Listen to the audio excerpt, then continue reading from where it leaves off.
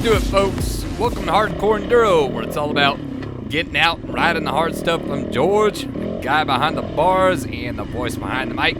And we got a good one for y'all today. It's a rough one, but we're up doing the upper Rincon. I've done the lower Rincon several times. The upper Rincon, it's just one big trail called Rincon, but you can split it up to a lower ride for the day and an upper ride for the day, because to do the whole thing in one day, oh man, it would wear you the heck out. I would say something different, but heck is what I'm gonna use. It's a just beat you up, tear you down kind of trail. The lower half is a little bit more technical with some obstacles, and it's a little bit more well traveled. Still it's overgrown in some areas, but just has a lot of little obstacles to get over with step ups and rocks and little rock garden areas and little steep cliff areas. And it's a lot of fun, don't get me wrong. I love the lower Rincon. Is probably one of my favorite top 3 trails in California that I've done. But the upper I haven't done, so this is my first time doing the upper.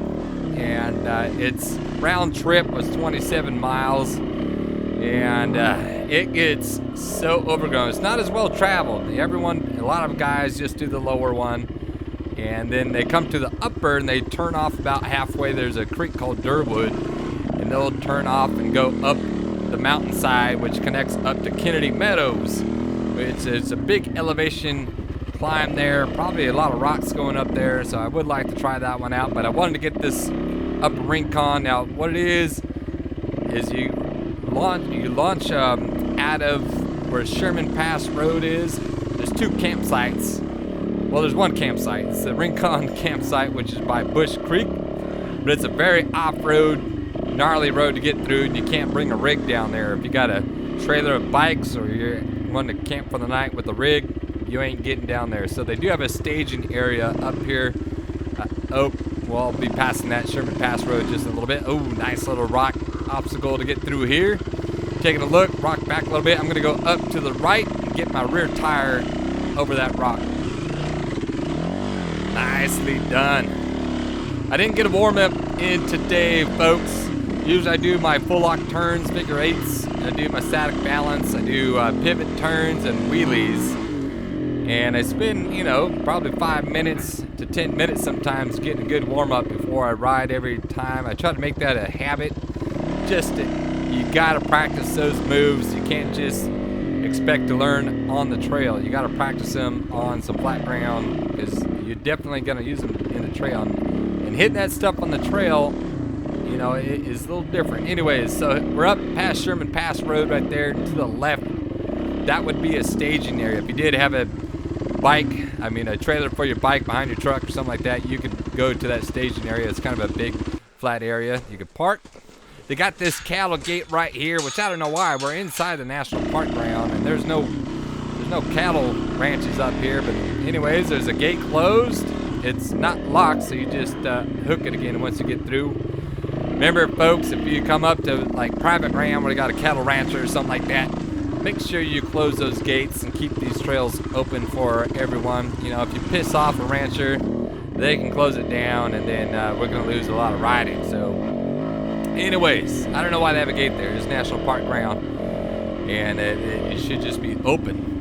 But the cool thing about going on the upper here, got some nice rocky creek beds, is that you cross through a lot of creek beds up and down. It's a relatively straight out and back run with a lot of zigzagging through, but you get to cross a lot of these little creek beds like that. And then at the end, you get the payoff of you hook up with the Kern River. And right now, this is the end of May. The Kern River, she's running full and fast, and she's cold. So by the end of this ride, you're so hot and sweaty. Nice little rocky climb through here. Get it, Georgia, get it. Yeah.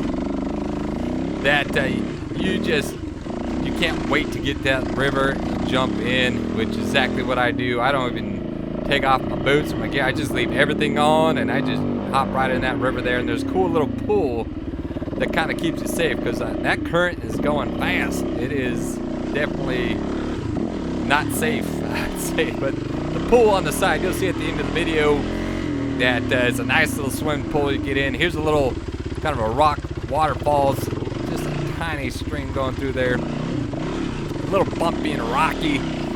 Just keep your momentum going, keep your balance. If you can, stay up on the pegs there and let the bike bounce around underneath you. Of course, throttle control, clutch control, and all that good stuff too, getting across that rocky stuff.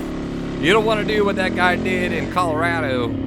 You see that dangerous Colorado pass where the guy just gets into a choppy, bumpy section like that, and the bike just kind of bounces away from him. He loses his control of the throttle, and it sends his bike right over the edge there, and he falls with it too. It's like a 50-foot drop. But here's another creek crossing, another really rocky, bumpy one. Gonna get up high. You can see the ledge there, so I made sure I got the rear tire up to that ledge before I pivoted over. You don't want to just aim with the front. You always aim with the rear. Get that rear tire where you want it on the trail if you can. But it don't always work out that way, but that's the goal going in, is get that rear tire up there. Coming up, y'all, this happened to me once before. There's gonna be a bear in the middle of the trail, and it takes off running. And I'd say it's about 300 pounds. You know, it's a little black bear. There it is. There's a bear. Yeah, a little bear. Call them black bears, but they're brown and they get tan sometimes too. They're like blonde. But he hooks it right, goes up that creek. I got that little rock gap slowing me down. But that's cool, seeing a bear. It's the second time I've seen a bear out riding. You know, I've seen other animals too, deer, rattlesnakes, you know, and then your rabbits, stuff like that. But bears, you know, I've always wanted to see a cougar. You know, in California, we got lots of cougars out here. Never seen a cougar. But second time seeing a bear. Out in the distance, see that where the mountain meets the sky there? There's some rock buttes out there, and they call that the Needles. And the Curtin River runs right at the base of that. And this trail, we're gonna go end up going past those needles out there. So just as a reference how far we're going out there, it goes quite a bit. And you know, just to nose a little log, you gotta ride it as it lays, folks. It's a little log in there. Ride it as it lays. Yeah, ride it as it lays. Oh, watch out for that tree. And watch out for that right there. Yeah. That brings up a point right there. You know, when you go through a trail and you got someone going through cutting all the logs and branches out of the way. You know, little trail fairies that go through and clean up the trails. I got a request. Cut those suckers back at least another foot to 2 feet back. They cut them. There's so many times you're riding, and they cut those branches and logs right on the trail, like right at the width of your handlebars. And especially when you get overgrown trails like this, it'll cover any exposed little cut-off branch. And it gets real dangerous because you're flying through and you can't see it because there's overgrowth, the hidden branch that they cut off. And you'll just slam right into it. They happened to be in the Bradshaw Trail in Arizona. It's riding, and they cut off a branch and they left her like right at the handlebar. And I got a little bit to the right of the trail, and I totally just got stabbed right in the shoulder. It threw me off the bike, sent me down the hill. And I'm like, dang it, why can't they cut it back a little bit more? Or don't cut it at all. See, if they don't cut it, then I would see it and I'd get around it. But because they cut it and then overgrowth comes, I don't see it. I think it's more dangerous. So there needs to be a rule. If you're gonna cut it, go through the trail and clean it up, you need to cut it more than the width of the handlebar. Maybe twice the width of a handlebar wide. That's what they should be doing. Anyways, I don't cut it. You'll see, I just trail blaze and bulldoze my way through trails. You know, I don't need a trail cut. Trixie here, she's a tank, and she'll just plow things down, get right on through the trail. But some guys like a nice clean trail, so they can just keep it 5th gear pinned the whole time, I guess. I like the hard stuff, and I don't mind going slow, working for it. Anyways, coming up, we got a fallen log up here. And my motto is, ride it as it lays. Can't avoid obstacles. Ride it as it lays, folks. Someone went over this. Yeah, someone did go over it right there, so I'm going to follow them. There was a little bypass to the left. Now, it makes this a little tricky because that tree's going downhill at a slant, and then it's up on this slope of the little hill there to the right. so my back tire slides out to the left. So I'm gonna give it one more go, back the bike up, and kind of try a little double flip, trying to get my momentum to carry me over. But as I go, my back tire once again slides out. I'm like, dang it, I ain't done yet. So I go to plan B here. There we go. And I kind of walk a wheelie.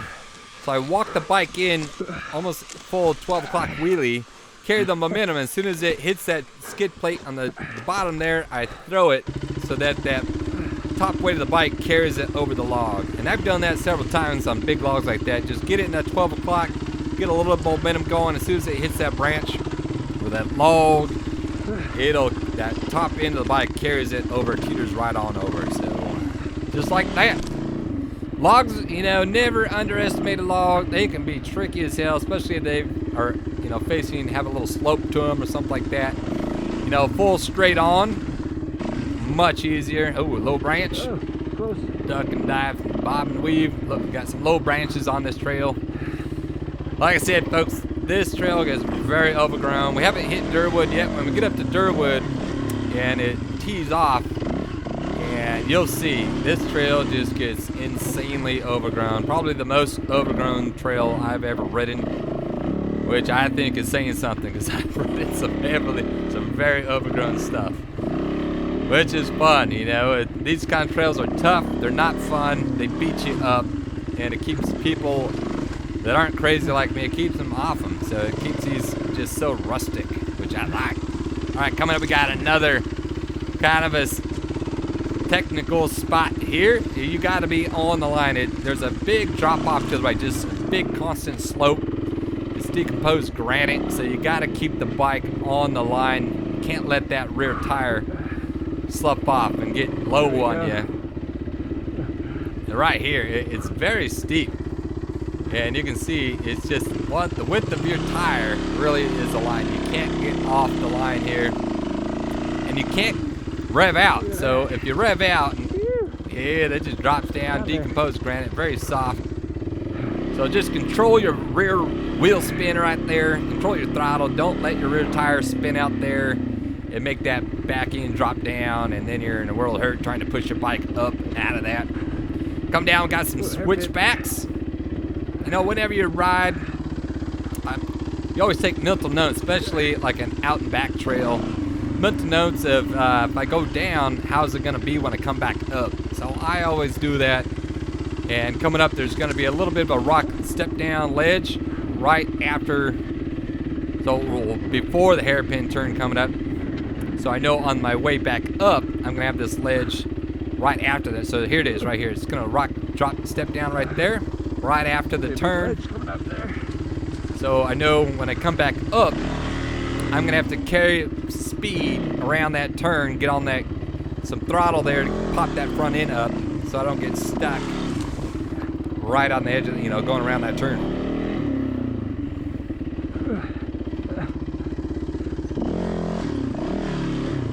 Got some boulders. So up in Rincon, you just got a lot of creeks you're crossing because you're going down this canyon, and you have all these little side canyons that have little feeder tributaries or whatever the creek. There's so many creeks. I don't know the name of them all, just the bigger ones.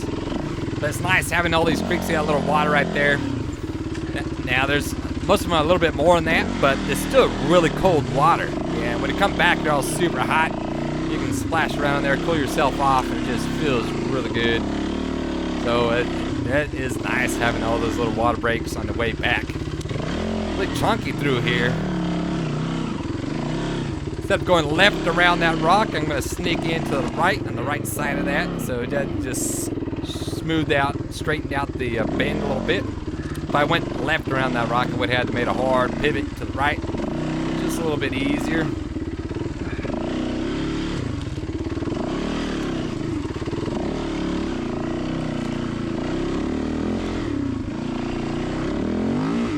Right up here on the left, there's a sign on the tree, and I looked so quick. I looked, but I don't know what it said. Like, what was the point of looking if I don't know, if I didn't read it? It might have said something important.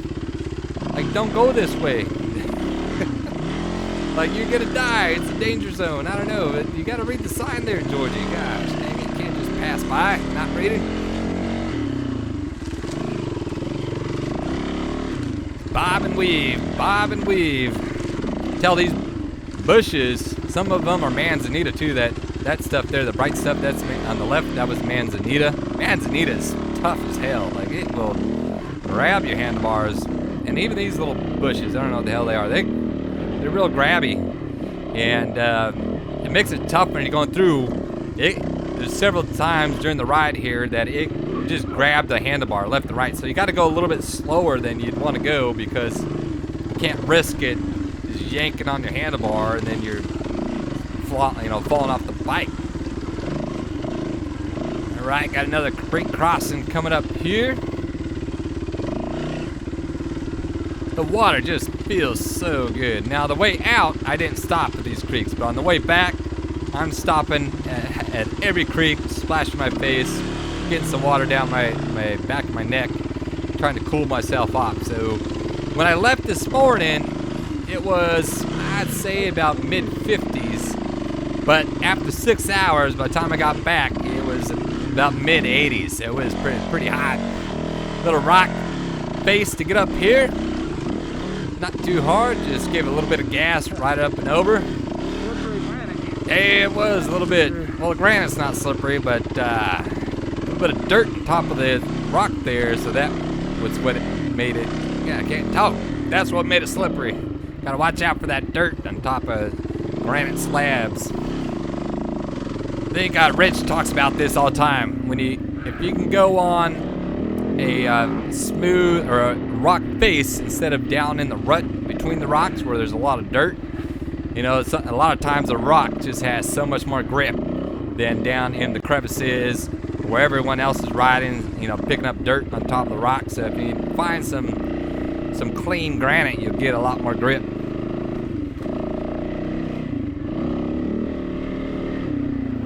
Right here, I'm just picturing like another bear right in the middle of the trail, or a mountain lion. Yeah, mountain lion. Trixie here, we could have a little roaring contest. She purrs right along, and then that mountain lion will be purring, and then I can rev it up, rawr, and see how that mountain lion does. Now, I've watched a couple videos or mountain lions. They stalk people, you know. They're big. And cats are like the most powerful animals on the planet, you know, for pound. I guess I wouldn't want to mess with the mountain lion. I think the bike would scare it away, but you know, you never know. Those mountain lions, they're killers. Got a nice little rocky step-up section here. Just pop the front end up and over, keep that momentum going. Trixie goes right over the top. Now, tires today, I'm still running that same tire I used in Moab. It's the 140, the Battlecross E50, maybe it's the EX50, or maybe just the E50. 140, I forget the dang designation. I wish tire brands all had the same designation for their tires. It'd be so much less confusing as a buyer. They just had some kind of standard for what they could call their tire. Anyways, it turned out to be a pretty good tire. You know, I like the size. I love the 140/80. I think that is because it's a little bit wider, and when you run them really low, really soft and flat kind of, it just makes a really wide footprint, get a lot of traction. The one thing it just has, it's a gummy tire, really soft knobs on there. It's just the knobs are kind of small if you compare it to JX8 or the Michelin or a number of other tires. The knob sizes, as far as the width of them, they're just a little bigger. Not taller, they're just fatter knobs, which I think the fatter knobs would just get a little bit more traction. But the tires held up pretty good. So I got to take it out. I'll switch it out here for Donner, which, bring that up. If you guys haven't heard, Donner got postponed. And if you're signed up for it, well, you better, and you haven't got the notification. It got postponed to August 10th now, which, oh man, they put it right on a weekend. I'm taking my family to SeaWorld. And I'm like, gosh dang it, why'd they have to do that? I was all set and going. But their email said they're still snowed out, which we've had a lot of snow this year, so I believe it. And I flew up Did a little Rincon. I was gonna do some riding up by Silver Lake, and then the Rincon Trail I did last year too. Is that Poison Oak? Nope, not Poison Oak. Don't trust any of it. But I don't trust it. You know, Poison Oak could be hidden in there. It's not like Poison Oak's real sneaky. It'll grow inside another bush, and you don't see it, and then it's still in there and gets you. Now it's got Poison Oak has 3 leaves. It does look like an oak leaf, so it does look like oak leaf there. But it has 3 leaves per node. And if it has 4 leaves, it ain't it. Unless maybe it's a some kind of hybrid, some kind of mutation, and it gets a 4th leaf. I don't know. Maybe it does. Anyways, man. So Donner snowed out. That got pushed back to August 10th, which they should, it's only been running a couple years now. I think this is like the 4th year of the Donner, and they've had to postpone it 2 years, which is half the time. So they need to just say, hey, this is always in August. So I hope US Hard Enduro, the guys running it, they understand that the Sierras get a lot of snow, and there's another creek, Rocky Creek crossing. Keep your balance steady on the throttle there.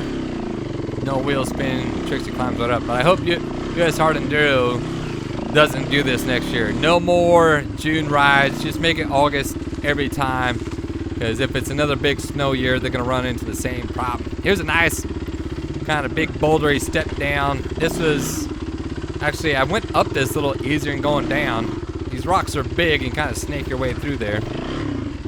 Nose the front end over there. Just keep control of the bike. But going up, just keep the momentum. I love the step up. I like going uphill better than downhill. It'll be fun to go up. Yeah, it's gonna be fun. It was fun going up. I did a good job. Which Silver Kings, the Donner and the Silver Kings kind of have the same situation where Silver Kings might get snowed out too. So I think they should push both of them a little later in the year. So that would guarantee that they aren't snowed out and we can go ride those. And don't put them back-to-back weeks either, because a lot of us on the West Coast would like to go ride both events, but that's a lot of distance to travel, and it's hard to ride, in California, and then the next week you got to be all the way top of Idaho. So that's, they could spread out maybe a 3-week gap or something like that, or a month gap between rides. That way it makes it easier. Ooh, is that Poison Oak? I don't know. Now it's got 1, 2, 3. See, there's 4 leaves per node there. Per little stem coming out. So that's not Poison Oak. Another little branch. Yeah. Manzanita. Manzanita. East Coast guys don't know about this Manzanita. There's the needles out there in the distance, y'all. We're getting closer. Coming into focus now. So we still got to go quite a ways though. And we haven't come up to the Derwood yet. Derwood is the halfway point. So if you're doing this trail and you're starting to have your doubts, turn around and be Derwood. Because this gets harder. It gets a lot harder after Derwood. So you've been warned. Those East Coast guys, they got those tight trees. The sprint enduros are all going through these tight tree sections. Well, we got Manzanita out here that'll rip your arm right off. So there you go. And whatever this stuff is, there's Manzanita mixed in with it, and then whatever that bush is, it's just as hard. Don't get it. See, there's somebody's jersey ripped off back there. There's like a red something hanging out. Someone's shirt probably ripped right there.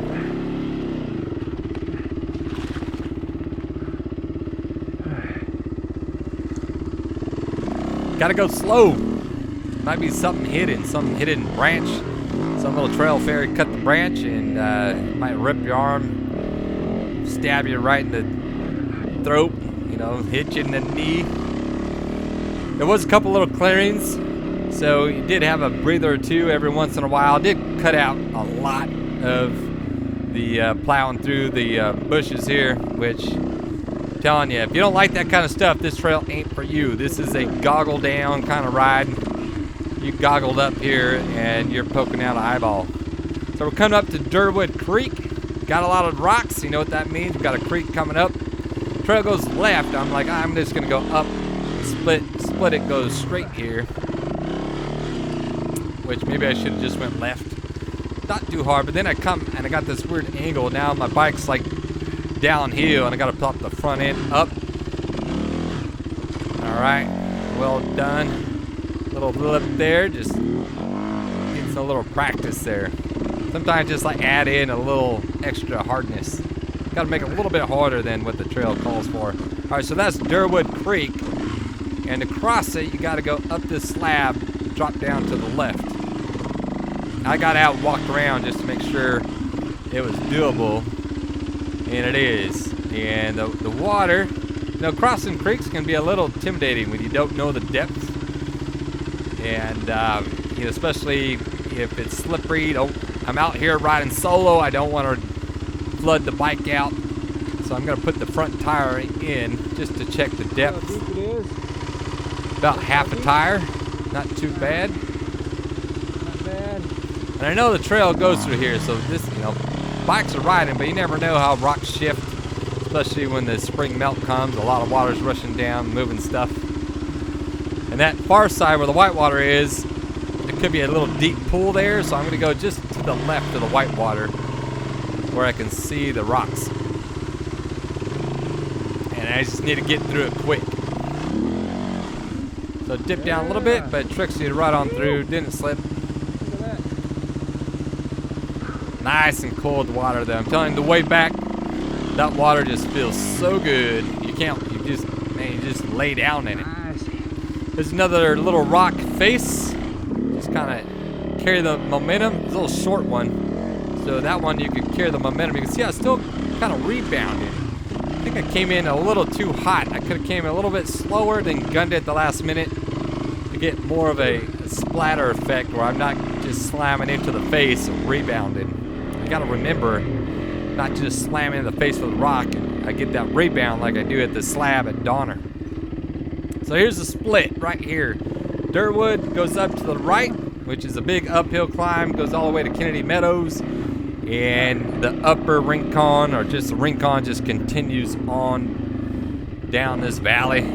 And this is where most people turn around or go up. So the trail now becomes, it's really rustic now. It turns into like a little rabbit trail. And there's many times I just lose it altogether. I don't even find the trail. Now, if you look at my handlebars down there, I got my bag with my iPhone in it, and I have my app on, my OnX off-road app with it, the trail there. So the trail's mapped. I know it's hard to see from the glare of the sun, and I need a new bag. Those bags don't last forever. They start to get scraped and dirtied up there, so it gets harder to see your phone.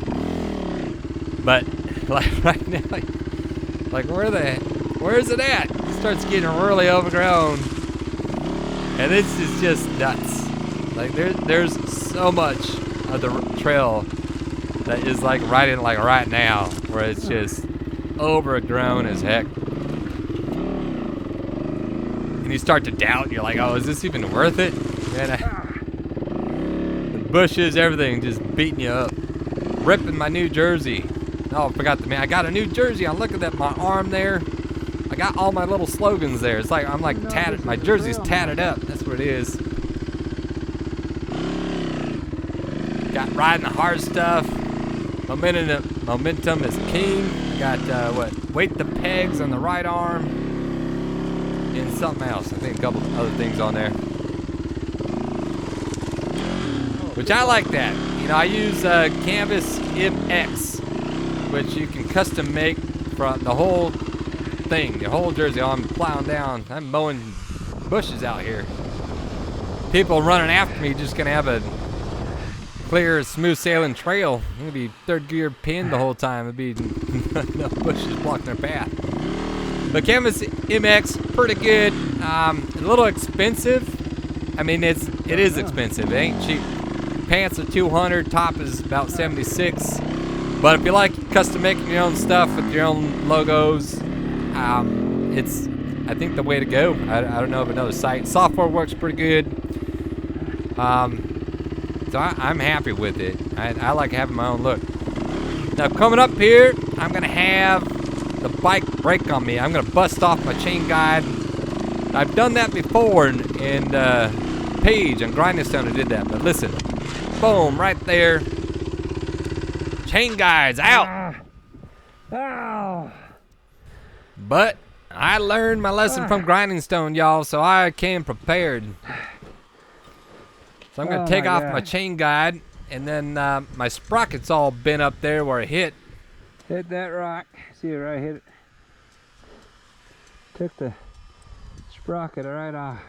Yeah, I got that composite sprocket there. It's got the steel ring on the outside, aluminum on the inside. Which, this has happened twice to me now, so now I'm rethinking if I should just get a solid steel sprocket, or is this a benefit of having it bend and then I can easily bend it back? You know, if it was solid steel, maybe I can't bend it back. I don't know. Maybe I just got to try one, bang it around, and see if I can bend it back. So you can see how bent the sprocket, the outside ring, it's bent all the heck right there. But on Grinding Stone, a guy had a crescent wrench, and he straightened it out. So I got a crescent wrench now in my tool bag just for this reason. And I straightened it out. It works perfect. Now, my chain guide is busted off, and it has been a complaint of mine with Yamaha.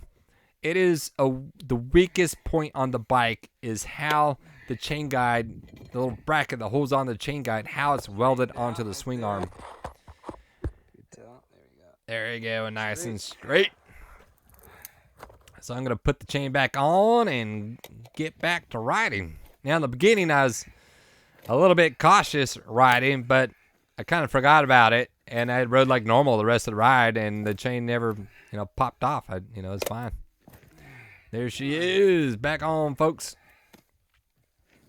But what I'm going to do, I weld aluminum, and I'm going to make my own bracket. I'm not going to use Yamaha's little wimpy attachment. I'm going to get my own angle iron or whatever I got to do to make it so that chain guide, it ain't busting no more. It ain't coming off. After I'm done with it, that chain guide never coming off again. I'm telling you, I'll make it right.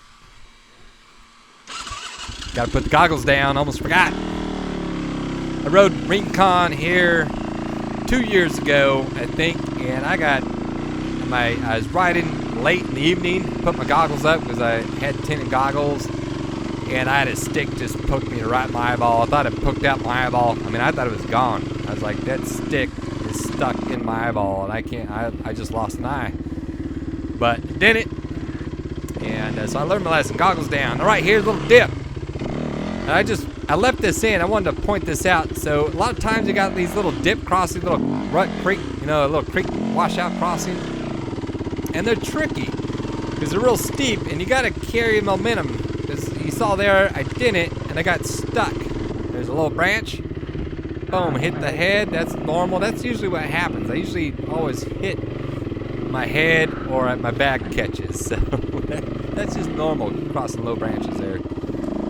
But, yeah, going up those little dips, that's a little skill, a little technique you got to keep in mind when you come up to a dip. And every trail ride I've ever been, all the hare and hound races, Hardin does, there's always a little dip, a little creek, a little rut you got to go down where it's, just that 1.5 foot little down and up real quick. Where when you don't make it, you lose your momentum, you get stuck, and then you're digging a big old hole trying to get out of that little dip. So I just left that in there. You can see I got some coming up later, which I get through. I don't get stuck in them. So after that one, it made me think about it and get like, oh yeah, all right. Don't get stuck in the dip. You got to carry the momentum, my body weight. You got to transfer your weight quickly from you're leaning back on the bike, transfer it quickly to the front of the bike, and keeping a nice steady throttle. So you're up and over you don't want to just whiskey throttle and dig a hole right away because you'll lose traction. But just a nice steady throttle and get up out of that little dip. This trail. So that happened quite a bit. The overgrowth here, it just grabs your handlebars. Now I don't run bark busters anymore. I just got those little rock deflectors, a little half wrap there. And they're real flimsy. They still work pretty good, but you can see my gloves. I wear full gauntlet style street bike gloves that, you know, if you're racing at 100 miles an hour, you could jump off the bike, slide on the asphalt, and your hands will be good. So I figure if it's good enough for that, it's gonna be good enough for the brush like this. And the other reason I don't like the full wraps anymore. When you fall, especially in a rocky scenario, you fall on the rocks. Those bark busters, I had the Pro Circa or the Pro Bend Circa full wraps. They bend in, and then it creates like a pinch point because the angle of the bend to your handlebars, it gets narrow, and my finger got stuck in there, and I broke my finger. Also on that Bradshaw Trail. That Bradshaw Trail in Arizona, that was a tough one. Got beat up quite a bit.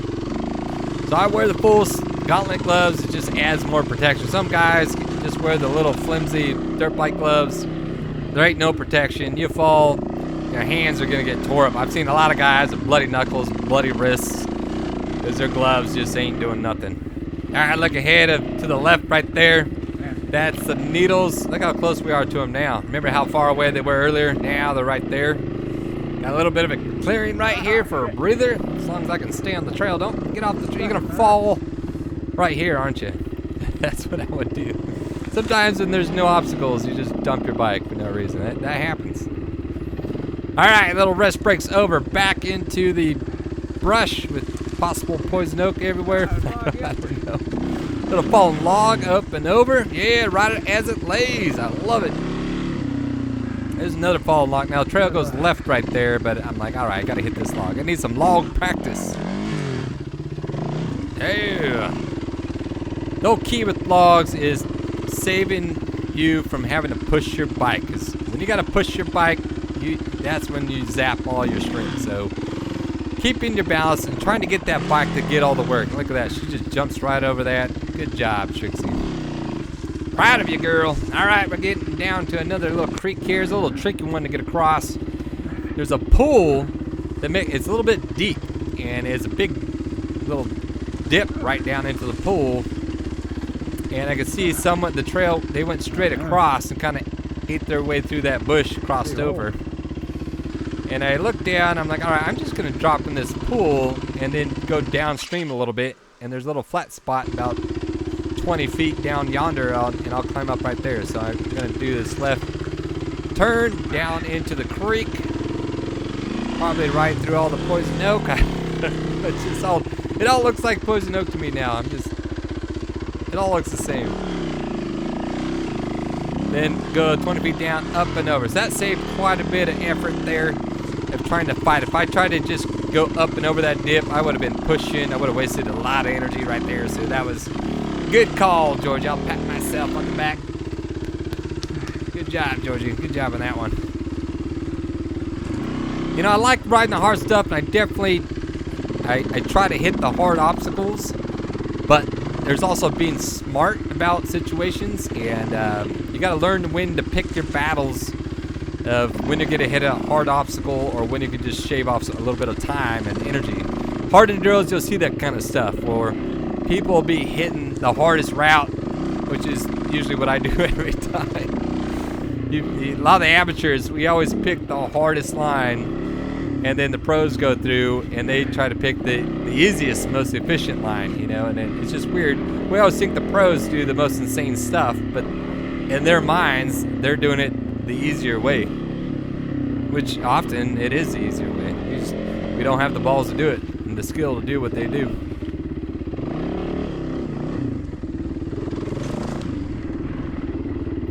Come through another little creek, big drop to the left there. Don't lose your balance, folks. Just keep your momentum going up through the rocks, a little bumpy. If you start to lose your balance or whatever, reset yourself and then start that momentum going again. Let the bike do its thing. Let the suspension do its thing. If you can, get up on the bars, or if you got a dog walk paddle or dog paddle. Dog walk. You don't walk your dog, you dog paddle here. Now right here, I should have hit it hard, punched up to the left through the wash. But I come right, the trail's right there. Gotta get that rear tire up. Barely make it out. It's a little short actually. And she started digging in, but I was able to get up on the trail. Now just a slow start there. Don't want to dig a hole. Once you start rolling, then you can pour on a little bit more power and get going up.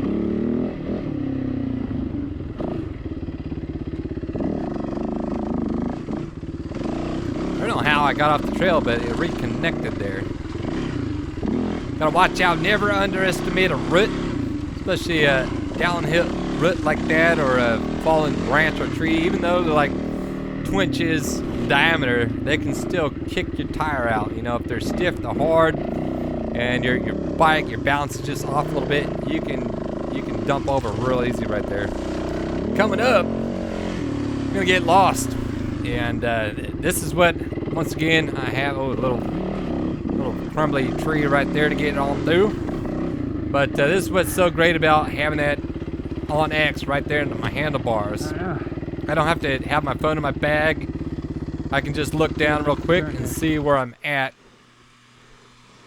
Find out where I need to go. Now someone had went through here, so there was a fallen tree. So I'm like, all right, someone blasted their way here, but this bush is saying no, saying do not go this way, which I should have listened to it. Get up here, and then there's no place to go, so I had to flip around, go back through that bush, go across the other side. I should look back at my Onyx off-road. The trail goes right here. All right, there it is, folks. Back on it. It gets so overgrown that it's so hard.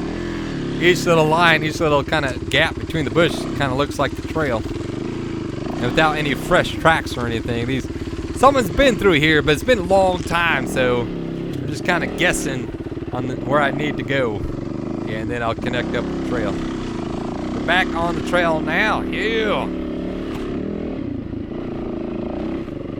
But I really like having that bag right there with my iPhone, so I can look. I mean, I look at my Onyx, especially this kind of heavily overgrown trail where it's easy to get lost in. I mean, I cut them all out. There were several times I'm riding and then the trail just disappears and I have to stop, look down. But that was, waste a lot of time. I had to put all that in there. All right, here's a little dip. Come on. And Trixie here, she playing games with me. She flamed out, turned off right at the bottom of that dip. I think that's just Trixie playing games with me, because I did not plan that at all. But your bike will do that. Your bike, they like to play games with you. They're like, all right, I'm just going to shut off right here and see what he does. You're going to leave him high and dry. Just let him dump the bike over right there. Anyways, trail blazing through here. Bunch of fallen trees with sticks out there. Be careful, don't stab yourself in the neck or the side.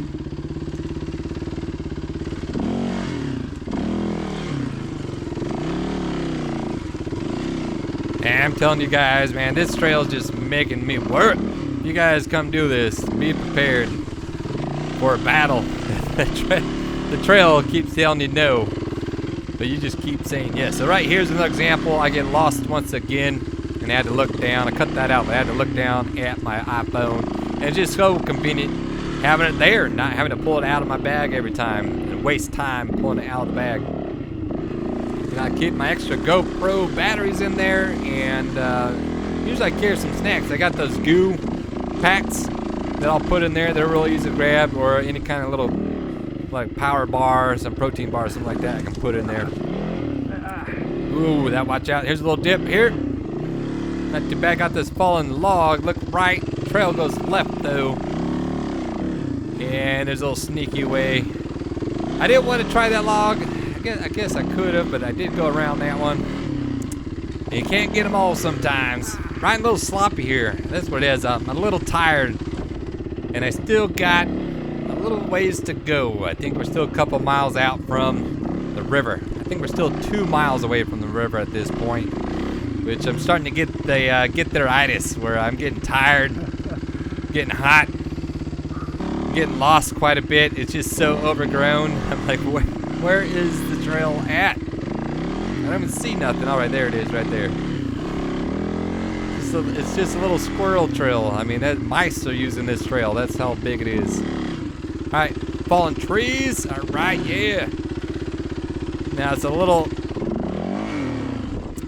facing down here, a little off camber. You got that slick bark, and you get up that tire. If you don't clear it, and you got a little bit too much wheel spin, which that first one did. It had too much wheel spin. It makes that rear tire fall down. So the second one, can time it a little bit better. 511 special. As soon as that rear tire hits the wood of the log, it just pulling that clutch a little bit so that it just spins slowly and it just creeps over that log. If you gas it, it'll spin out and it'll slide out on you every time. Now coming up, another little log, little double blip there, and then coming up now, I'm gonna get stabbed in the ankle. There's a fallen tree, and it's hard to see. I'll point it out when it comes up here. It's real quick, to the right. And right now. Bam, I hit it. That stabbed me right on the top of my ankle. And it broke the bootstrap on my boot there. Oh, it hit hard, ripped my foot off the peg. Yeah, I'm lucky that it just didn't break my ankle right there. It stabbed it really hard. But that's why you pay the big bucks for boots, y'all. Don't go cheap with the boots. Your feet take a beating, especially if you're gonna ride hard enduro or any kind of racing stuff.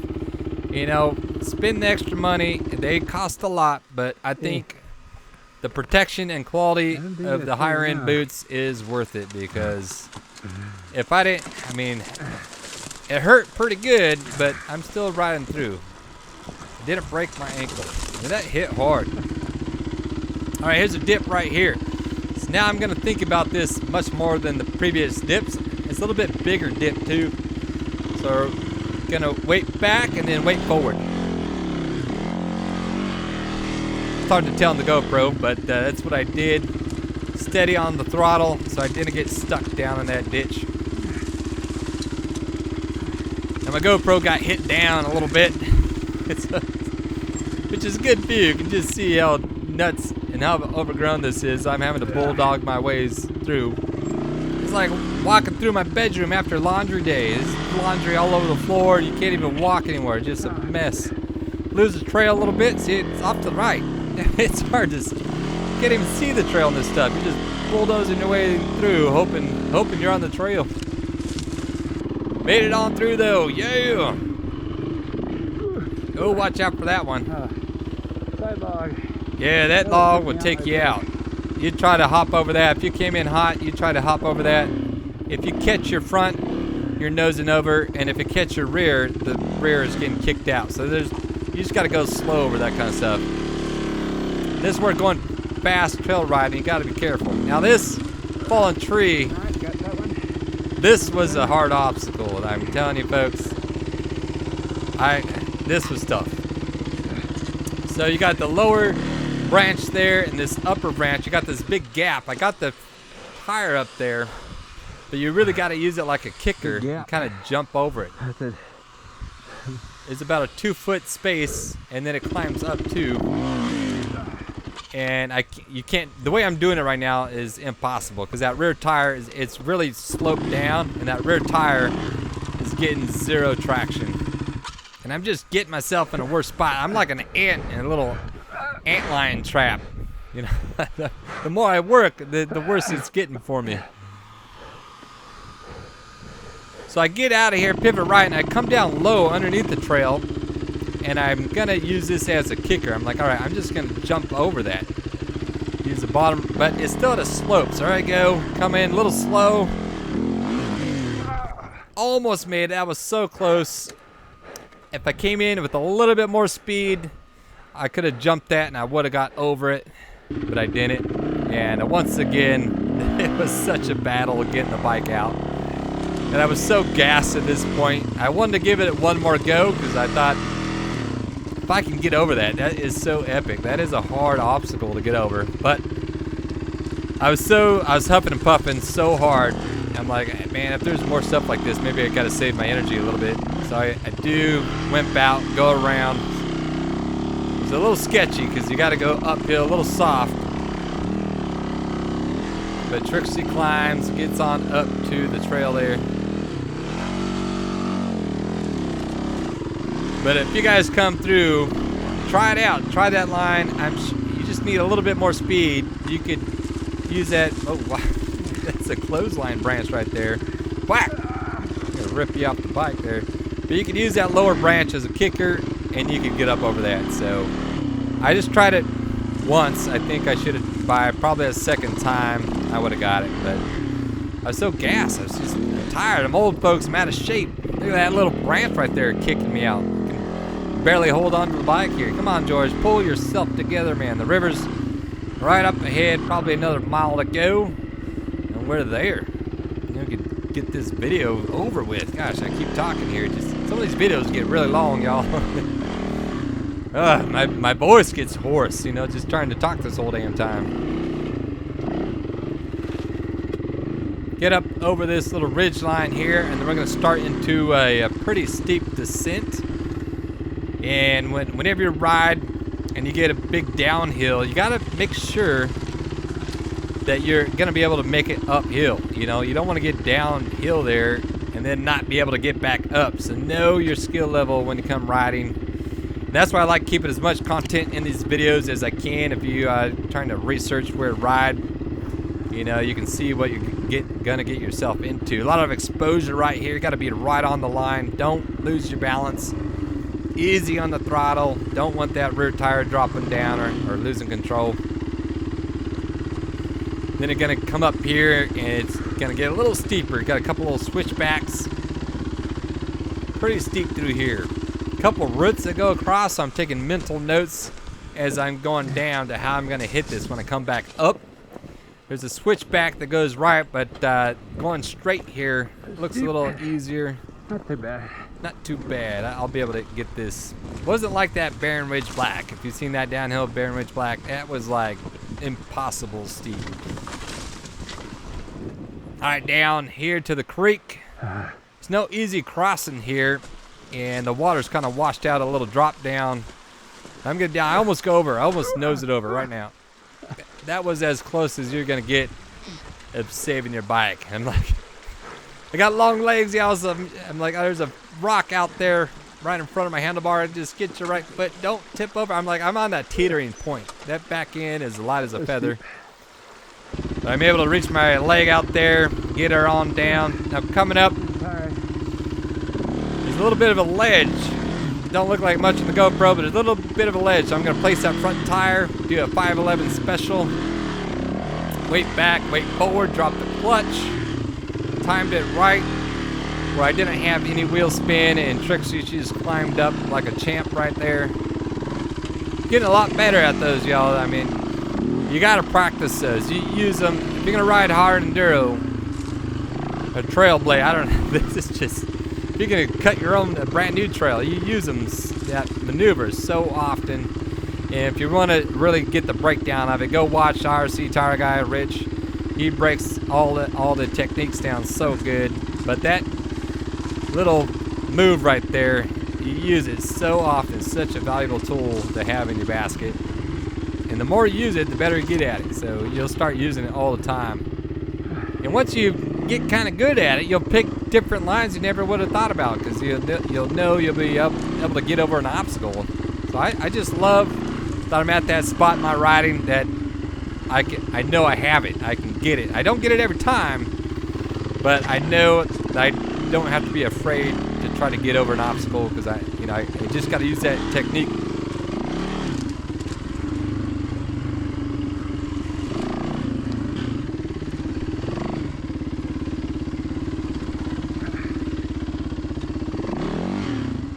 Alright, nice flat ground here. Got a fallen tree up ahead of me. Gonna hop over this one, and it kind of just didn't hit it right. It's not a big tree, it's pretty easy. See, when I landed my front tire there, now it was small enough I could just roll over it, but when I do my double blip, you want to land that front tire not on the top, but you got to land it in front, 3/4 of the way up. You know, it all depends on the size and everything, but you want to engage it before the top, because if you go over the top, that weight of the bike then comes down and it can get you pinned. You get stuck on the log. Whereas when you punch it, the suspension rebounds and it keeps that bike a little bit lighter, and it gets that rear tire more of a chance to get over the log. You got to get good at placing your tire exactly where you need it to be to get that double blip. All right, right here, the trail goes up so narrow. The width of your tire, it's got this steep slope, real gravelly, real loose, so you just got to stay right on the line. On the way down, I do good. On the way up, there's a spot up here that I lose a little bit of balance, and then my rear tire falls off the line and falls down. So I'll show you how I get myself out of that and the extra work it costs. But going here, just you're very light on the throttle, a lot of clutch, keeping that bike just rolling. Weight in the outside peg right here. This is why I fall on the weight coming back, and I'll show that in just a second here. The weight outside peg, I let it roll right across. Here's me. I was coming in a little on the outside. You can see I was just a little wide on the trail. That rear end starts sloughing off, and then once she goes, there's no saving her. She's going downhill, and look how quickly she goes down. Now to get her out, there's a bush right there, so I just need to get her over to the bush a little bit. She's gonna get kind of hung up on the bush, which was kind of good. It kind of helped save the bike from going down. If I had washed out a little bit earlier, I think I'd been in a worse spot, but that bush kind of helps me keep the bike up. Get to this point, I don't want to dig any more of a big hole, so now I just got to deadlift her up. That's what I got the big deadlift belt on. I ride with a deadlift belt just for this reason. Trixie, she's heavy. She's 270 pounds. She's feeling like 300 pounds though right now. But I get her up. So that was me coming on my way back. So here we are going back down. And we're almost to the river. Yeah. I made a mental note of that spot though. I was like, that is gonna be, it's a tricky spot. Don't make a mistake, which I did. You know, you can't ride perfect all the time, but I made a mental note. That's gonna be a tricky spot on the way back. Now the trail's gonna drop down. You gotta cross over the creek, which you will not see that. So I had to, that's once again, I had to look down on my app and see where the hell the trail went, because it just ended. Now I would have just stayed in the creek. Like the trail could just go through the rocks. Me, I think it's a little easier going through the rocks than trying to get through all this brush. But here's another fallen tree. You can see all the branches still intact, so no one's gone this way. I'm the first person probably going this year on this trail. Anyways, just a little tree there. It is on a slope though, and coming up, it got me. It was a little bit of a battle. I picked a bad line coming up, but going down, I got the gravity helping with me. So I'm going on the low side, which coming up, I should have started on the high side because the bike starts sliding down, and she just gets all the way down off the trail, and it was such a battle getting her up right there. Hey, Trixie, carrying some souvenirs. She's like a dog with a stick in her mouth right there. She's running around with a stick in her. But, yeah, I could have just bypassed that. Going through the rocks would have been a lot of fun. That's good. It's all good training right there. Trail goes to the right, but I go left. Just showing you, like, man, I get lost sometimes, which I'm an idiot because I got my freaking map right in front of me. I'm too lazy to look at it. Sometimes I'm lazy and I don't look at my map. So I go down here. Trail's going off to the right as we speak. So I had to turn around. And there's a little tricky spot right here to get up this little rock, step up there, and then I high center. This rock is like perfect, like a bike stand. It's off the front and the rear tire. I'm just sitting in the air, and I can't get her off. I can't rock her back and forth. Both tires are just in the air. So I have to get off the bike and kind of nudge her over, get her off. It's kind of fun. I got hung up there. Wasn't planned. So find the trail, cut across. I had to look at my map, of course. Cut across, goes up and to the right here. And the trail just sloughs off of that slope a little bit, so I just want to set her up right. Up and over, y'all. Look at that. Trail blazing. dead trees. Now there's a big old fallen tree right here. This is a huge fallen tree right here. And I have done trees that big in the past, so I know I can't do it, but I'm so far down out in the middle of nowhere here, and I'm so close to the river that I'm like, all right, stop messing around, just get around this thing. And you need to cool off. I'm starting to get really hot. So I'm gonna go through some of these rocks right here, which is a lot of fun. I wish I would have gone through a lot more of these rocks. I love this kind of riding, very technical, almost like trials bike riding through here.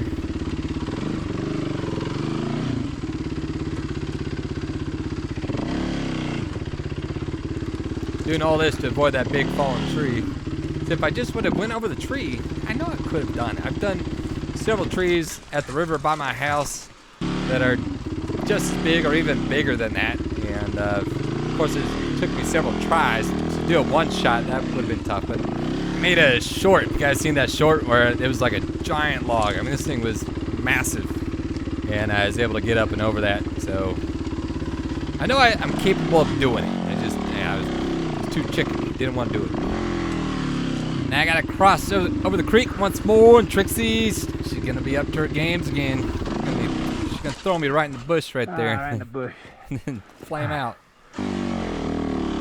Maybe that's a little way of her payback for beating her up down this trail. She's like, this is just ruining my mascara. That's probably what it is. He's getting scraped all the hell. My jersey's getting all ripped up. My shoulders, my brand new jersey. Guys, getting all ripped up. Here's another little fallen tree, and this one snapped in half. I was pretty tired.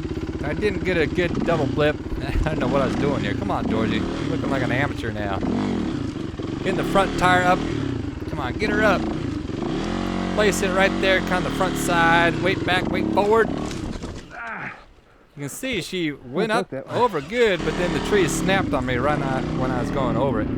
Telling it, Trixie, she's a heavy girl, breaking trees in half. All right, it gets really hard to follow the trail right here. Bunch of fallen trees. I probably could have went to the right and around this one. But where's the fun in that? Let's make a horde. Gonna go through this. Not a little bit of a slant right here. Get down to where the tree starts kind of bending up a little bit, so it's a little bit more flat. Get on over. And I'm just kind of looking left and right. I'm like, where the hell does this trail go? I'm losing it. Really rocky through here. There's a lot of hidden rocks. All this little bush stuff. You can see there was a fire through here. I don't know how long ago this fire was. Couldn't have been too long. Maybe 2 years ago, I'd say. Maybe 2 to 3 years. All this burnt. You can see all the burnt trees everywhere, and there's just the growth. The new growth is so small right now. In a couple of years, all these low growth bush stuff that'll be tall over the handlebars like I've been going through this whole trail. Got another little dead fallen tree, but I'm so tired now. My technique is just all gone. See, I can barely get the front tire up there. And instead of doing my 511 special, I just do the old amateur, just get on the skid plate and kind of rock it over, which you can get away with that in the smaller stuff. Big stuff, you can't get away with that. Losing the trail, looking down. Where is it going? It goes there, that way. Some way that way is where it's going. I think it was to the right a little bit. I got another little, and I'm gonna go uphill. I got a little tricky little uphill. Get over this little dead tree. Luckily, it's just small. Now the trail is about 15 feet to my right, so I need to be on the right side of this dead tree here. But no turning back. I just keep going straight ahead. I see a dead tree on my left. There's a dead tree up there. Got like hidden rocks right here. Gonna make a little hard right pivot right now and go back uphill. It's a little bit of rockiness, but gonna do some 511s to get up here. Gonna rock her back, get weight back, weight forward, drop the clutch, got a little bit, just like a foot or two. Do it again, and then she gets traction up and over. You know, you see all these dead trees falling over, you know, they could fall at any time. I'm always thinking about that when I'm going through a burned out forest. These trees, you You know, it won't take much. They can fall at any time. Then we're going downhill. Got a couple dead trees going downhill. Just gonna roll the bike kind of over them. Some hidden rocks in the undergrowth there. Gotta watch out for. Now the trail you can see goes up, kind of curves left. But right here I can see the river. At this point the river's off to my left. And I'm like, just get down to the water. Just get down there. So I go off the trail. So the trail is going off to the right. But I see it's like a little clearing right here. I can see the river now. You can see it through the trees up ahead. See the white water through the trees right there. That's the river. And I'm like, just get there. Just get to the river. I see down here's a little chute. Now it's kind of clear, but it's always a little iffy. You don't know how soft it's going to be. A lot of leaves covering up stuff. I get to this dead fallen tree here, and there's going to be a little bit of a hole. I wash out, and I'm going to fall right into that little stick tree on my right. Watch this. You see that front end drop down a little bit, just hit a little bit of a hole. I guess that tree caught me. It was like a spectator just catching me. Otherwise I would have fell face first into all those twigs right there. Pick Trixie up. I'm like, all right. No turning around now, just get her on down. Let it roll all the way to that little creek right there. Now, I should have crossed over right at that spot, but I don't. I'm gonna ride right here. I should have just crossed over right there, even right there. Go left. Cross over right there, but I don't. Keep going straight. And then I get up here, and now you run into like a dead end. And the only way across is a little drop down. The weeds are kind of hiding the edge of this little drop down right here. And I don't want to go over the handlebars. So I get off the bike, just kind of roll the bike down. Get the back end, there she drops down in the creek. And now I gotta get up. See this little lip there. Doesn't look like much, but that little foot gap, little foot and a half climb, see how steep the bike is, how inclined it is right now. But yeah, I got the 511 in my pocket. See, I'm telling you folks, once you get that down, that's scary stuff. It's not that bad, you can get through it. Anyways, here we are at the Kern River. This is gonna wrap up the video here. It was a long one, it was hard, it was painful to watch, even me watching it. I was like, ugh, this trail looks horrible. I mean, who would want to do it? But if you like the hard stuff, you're gonna like this trail because it is hard. Anyways, folks, hope you enjoyed it. I'm gonna go take a swim in that pool right there. The water's cold, it's flowing fast. I'm not gonna even take anything off. I'm just gonna jump right in it with all my gear on it.